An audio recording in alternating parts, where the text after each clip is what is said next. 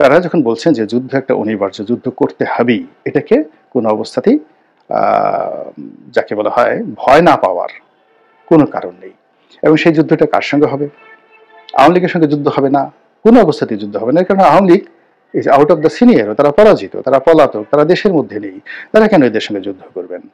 এখন যদি যুদ্ধ হয় জামাতের সঙ্গে, প্রশ্নই আসে না, জামাত এখানে যুদ্ধ করতে যাবে না। জামাত সবসময় সুবিধাজনক অবস্থানে থাকে, কৌশল করে চলে, সুবহানাল্লাহ আলহামদুলিল্লাহর উপরই চলে। এবং যখনই সুযোগ পায় তারা সুযোগের অনুযায়ী ভদ্রভাবে যতটা ক্ষমতা দেখান ততটা দেখায়, তারা যুদ্ধ করতে যাবে না। যুদ্ধ তারা ৭১ সনে করেছেন, এবং ৭১ সনে যুদ্ধ করে তাদের যুদ্ধের যে স্বাদ এটা মিটে গেছে, এবং তাদের যুদ্ধ করার সামর্থ্য কতটুকু আছে এটাও ৭১ সালে সেটেল হয়ে গেছে। সো তারা এখন দাওয়াতি কর্মকাণ্ডে বেশি ব্যস্ত থাকবে। তাহলে এই যে নতুন এবং পুরাতনের যে যুদ্ধ, সেই যুদ্ধটা হবে বিএনপির সঙ্গে। ডক্টর মোহাম্মদ ইউনূস সরকারের একজন উপদেষ্টা তরুণ মিস্টার মাহফুজ, যাকে এ যুগের সিরাজুল আলম খান হিসেবে অনেকে অভিহিত করার চেষ্টা করেছেন। স্বয়ং ডক্টর মোহাম্মদ ইউনূস তাকে এই আন্দোলনের মাস্টার মাইন্ড হিসেবে পরিচয় করিয়ে দিয়েছেন বিশ্বমঞ্চে। এরপর থেকে তিনি সামনে চলে এসেছেন। তাকে যখন প্রধান উপদেষ্টার বিশেষ সহকারী করা হলো, আমরা সবাই আশ্চর্য হয়েছিলাম। এর কারণ হলো তিনি বাংলাদেশের পরিচিত কোনো মুখ নন, রাজনীতিতে পরিচিত মুখ নন। এমনকি যখন এই কোটা বিরোধী আন্দোলন তুঙ্গে, তখনও তার কোনো নামগন্ধ আমরা দেখিনি, বুঝিনি। এরপর অন্য কোনোভাবে, মানে এখন তার অনেকগুলো ভিডিও ফুটেজ আসছে, তার অনেক দার্শনিক চিন্তা ভাবনা, তার অনেক বক্তব্য, তার পালংবাদ, এ সকল কথাবার্তা এখন সামনে আসছে। কিন্তু ইতিপূর্বে আমরা তার সম্পর্কে কিছুই জানতাম না। তো তিনি অতি সম্প্রতি প্রমোটেড হয়েছেন। আগে তিনি বিশেষ সহকারী ছিলেন ডক্টর মোহাম্মদ ইউনূসের সঙ্গে, এখন সেখান থেকে প্রমোটেড করে তাকে মন্ত্রীর মর্যাদা দিয়ে উপদেষ্টা করা হয়েছে। কিন্তু তাকে কোনো দপ্তর দেয়া হয়নি, দপ্তরবিহীন। এবং এতে যে পরিবেশ তৈরি হয়েছে সেটা হলো তিনি দপ্তরবিহীন মন্ত্রী হিসেবে সব দপ্তরের উপরই আধিপত্য দেখাতে পারবেন বা দেখাবেন। তার যে অধিক্ষেত্র, কর্মের অধিক্ষেত্র, এটি এখন প্রধানমন্ত্রী যে কার্যালয় যেটি এখন ব্যবহার করছেন প্রধান উপদেষ্টা, সেখান থেকে ছড়িয়ে সারা বাংলাদেশে আনলিমিটেড হয়ে গেল। তো সেই মানুষটি একটি ফেসবুক স্ট্যাটাস দিয়েছেন, তিনি নাকি সবসময় ইংরেজিতে দেন, এবার বাংলাতে দিয়েছেন।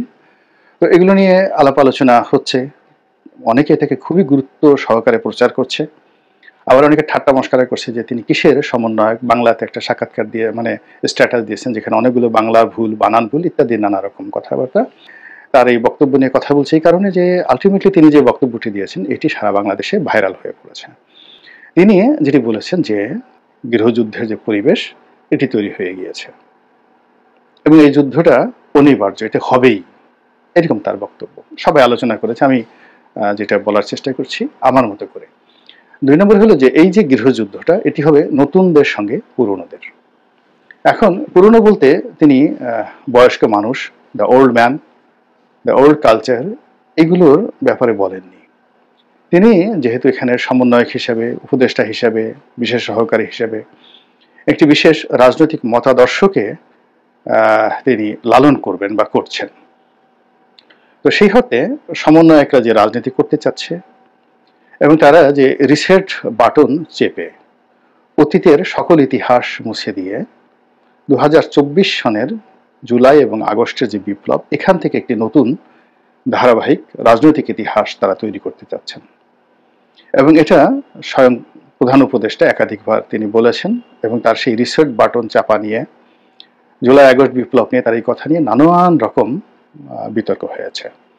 এখন সবাই বলার চেষ্টা করছেন যে প্রধান উপদেষ্টা যে কথা বলেছেন, কিংবা আসিফ নজরুল সে যে কথা বলেন, বা প্রধান উপদেষ্টার প্রেস সচিব যে কথা বলেন, অন্যান্য উপদেষ্টারা যে কথা বলেন, সব কথার মূলত মাস্টার মাইন্ড হিসেবে মিস্টার মাহফুজ, তার একটা ভূমিকা থাকে এবং তার একটা প্রভাব থাকে এবং he is the main man. এবং আমরা যদি বলি যে আসলে প্রধান উপদেষ্টা কাজ চালাচ্ছেন না, মূলত ডিফ্যাক্টো প্রধান উপদেষ্টা বা প্রধানমন্ত্রী হিসেবে মিস্টার মাহফুজ এই সরকারকে চালাচ্ছেন। এটা খুব অত্যুক্তি হবে না। এর কারণ হলো বডি ল্যাঙ্গুয়েজ দেখবেন যে মিস্টার মাহফুজ তিনি যখন আসিফ নজরুল সাহেবের পাশে বসেন, তার শিক্ষক, তো সেখানে মনে হয় আসিফ নজরুল এখানে গৌণ এবং মিস্টার মাহফুজের বসার ভঙ্গি, তার হাত নাড়ানোর ভঙ্গি, মাইক ধরানোর ভঙ্গি, তার কথা বলার মধ্যে ভঙ্গি, এটার সবকিছু দেখে মনে হয় যে সে লিড করছেন। He is a leader, he is a leader. তার ওই অথরিটি, আত্মবিশ্বাস, হি ইজ এ টাইগার, সিংহ। আর বাকি যারা পাশে বসে আছেন তারা সবাই তার অনুগত। এবং এই সেম অ্যাটিটিউড আরেকজন লোকের মধ্যে দেখা যাচ্ছে। সেটা হলো স্পোর্টসের যিনি আছেন উপদেষ্টা, যে ভদ্রলোক আছেন, তরুণ বন্ধু, তার মধ্যেও ঠিক এরকম মিস্টার মাহফুজের মতো সেম আছেন। তার নামও সম্ভবত আসিফ।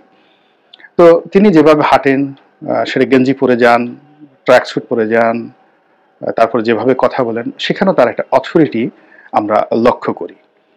এবং এই দুইজনের মধ্যেই মনে হচ্ছে যে পুরো সরকারকে নেতৃত্ব দেওয়ার যে চাবিকাঠি এই দুজনের হাতে আছে, মিস্টার মাহফুজের হাতে এবং মিস্টার আসিফের হাতে। ভদ্রলোকের নাম, আমার নাম ভুল হলে আপনারা মাফ করবেন। এবং অতি সম্প্রতি আবার তাকে সেই এলজিআরডি মিনিস্টার হিসেবে বা উপদেষ্টা হিসেবে তাকে নিয়োগ দেওয়া হয়েছে, দায়িত্ব দেওয়া হয়েছে। ফলে সরকারের যে সবচেয়ে গুরুত্বপূর্ণ মন্ত্রণালয়, সারা বাংলাদেশের যে উন্নয়ন কর্মকাণ্ড, উপজেলা থেকে শুরু করে ইউনিয়ন পর্যায়ের যত রকম উন্নয়ন কাণ্ড এই মন্ত্রণালয়ের অধীন। এবং এই মন্ত্রণালয়ের অধীনে রয়েছে টিউবওয়েল, জনস্বাস্থ্য, গ্রাম বাংলার রাস্তাঘাট থেকে শুরু করে হাট বাজার থেকে শুরু করে সব কিছু, এবং এদের বাজেট বেশি। কাজেই আগামীতে যদি তরুণরা কোনো রাজনৈতিক দল গঠন করে, তাহলে তাদেরকে কাজ দেওয়া, তাদেরকে এস্টাবলিশ করা এবং তাদের মাধ্যমে স্থানীয় যে কন্ট্রাক্টর শ্রেণী রয়েছেন, স্থানীয় মাস্তান রয়েছেন, চাঁদাবাজ রয়েছেন, তাদেরকে খুশি করা এবং জনগণকে খুশি করা, এই টোটাল কাজটা যে মন্ত্রণালয় করে, এলজিআরডি মিনিস্ট্রি, সেটার দায়িত্ব তাকে দেওয়া হয়েছে। এবং সেই দায়িত্ব দেওয়ার আগে থেকে আমি বলছি যে তার যে পার্সোনালিটি, তিনি যখন সেই যুব ক্রীড়া উপদেষ্টার রূপে বসলেন, তার সঙ্গে সবাই দেখা করতে আসলো।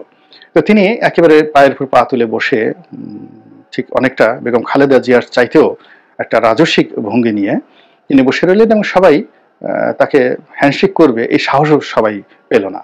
তিনি সালাম ওইভাবে নিলেন, সবাই তাকে খুব বিনয়ের সঙ্গে দাঁড়ালেন, সালাম দিলেন। এর মধ্যে বড় বড় ফুটবলার থেকে শুরু করে আর অনেক নামকরা ব্যক্তিত্ব স্পোর্টস জগতের ছিলেন, যারা সর্বজন শ্রদ্ধ। তারা সেখানে যাকে বলা হয় তার পাশে বসারও সুযোগ পেলেন না। সামনে সামনে তিনি চেয়ারে বসে, বডি ল্যাঙ্গুয়েজ দেখেই মনে হচ্ছিল he is going to B the next prime minister. তিনি অথবা মাহফুজ, এই দুজনের যে কোনো একজনই ভবিষ্যৎ প্রধানমন্ত্রী হবেন, এবং জানেন না প্রধানমন্ত্রী নন।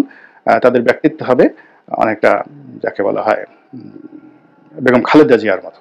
এরপরে যদি নির্বাচন বিএনপির জামানাতে হতো, তাহলে তাবিত আওয়াল একেবারে চোখ বুজে উত্তর সিটি কর্পোরেশনের মেয়র হতেন, এবং মেয়র হলে তিনি একজন যাকে বলা হয় পূর্ণমন্ত্রীর মর্যাদা সম্পন্ন মেয়র হতে পারতেন।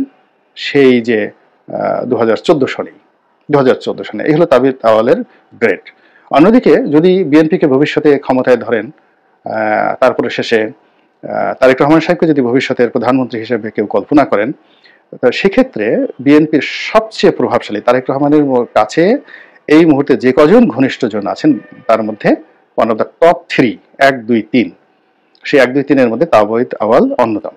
তো সেখানেও দেখা গিয়েছে যে তিনি তাবিত আওয়ালের দিকে তাকে পাত্তা দেওয়ারও প্রয়োজন মনে করেনি, বরং তিনি তার ব্যক্তিত্ব নিয়ে যেভাবে বসেছিলেন, তাতে মনে হয়েছে যে বেগম খালেদা জিয়া যেভাবে বসে আছেন, বা শহীদ প্রেসিডেন্ট জিয়াউর রহমান যেভাবে বসে আছেন, কিংবা বঙ্গবন্ধু যেভাবে বসে আছেন, তার পাশে যদি একজন সাধারণ মানুষ যেভাবে বসে থাকেন, ঠিক ওইরকমই তাবিত আওয়ালকে মনে হচ্ছিল। সো এটা হলো নতুন এবং পুরনোর মধ্যে, যেটা উনি বলেছেন যে যুদ্ধটা অনিবার্য নতুন এবং পুরনোর মধ্যে। মানে পুরনো যে রাজনৈতিক যে ধ্যান এবং ধারণা, সেই ধ্যান ধারণার ক্ষেত্রে সেটা আওয়ামী লীগ হোক, বিএনপি হোক, জামাত হোক, জাতীয় পার্টি হোক, সেখানকার সেই প্রধান ব্যক্তি অর্থাৎ এই দুজন ভদ্রলোক আগামী দিনে এই যে বিপ্লবের অধিকর্তা রূপে, বিপ্লবের ক্রিয়েটার হিসেবে, বিপ্লবের ফাউন্ডার হিসেবে, বিপ্লবের মাস্টার মাইন্ড হিসেবে তারা যে চিন্তা চেতনা করছেন, সেটা হলো আগামী দিনের প্রেসিডেন্ট এবং প্রধানমন্ত্রী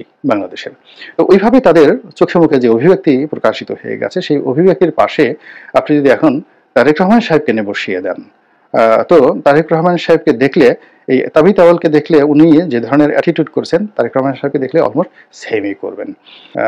পিকচারে দেখছি, ভিডিওতে দেখছি, এবং তাদের কথাবার্তা আচার আচরণে মনে হচ্ছে তারা আওয়ামী লীগকে নিষিদ্ধ করে ফেলছেন, ছাত্রলীগকে নিষিদ্ধ করে ফেলছেন, তারা চুপ্পু সাহেবকে করছেন, তারা ডক্টর মোহাম্মদ ইউনূসকে ডমিনেট করছেন, সবকিছু করছেন এবং তারা এই সমস্ত কর্মকাণ্ডে বেশ সফলতা অর্জন করেছেন এবং সেই সফলতার সূত্র ধরে